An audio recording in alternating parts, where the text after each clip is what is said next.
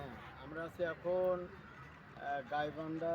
গাইবান্ধা না, এটা হচ্ছে বাংলাবান্ধা বাংলাবান্ধা, পঞ্চগড় জেলা। স্থলবন্দরে। আচ্ছা, আচ্ছা। পঞ্চগড়ে, জি।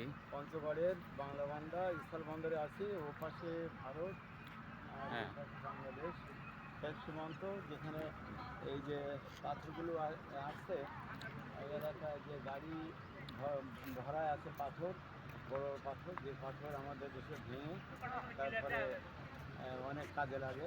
এই কারণে খুব ব্যয়বহুল, এবারে বড় ব্যবসা আছে, হাজার হাজার কোটি টাকার ব্যবসা এখানে।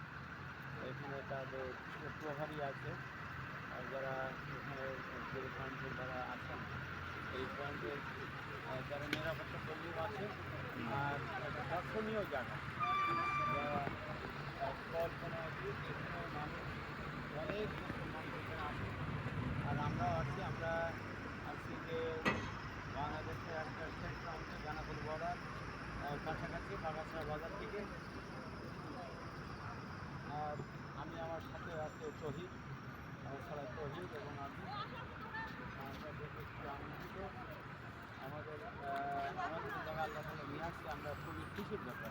আলহামদুলিল্লাহ, সবাই ধন্যবাদ।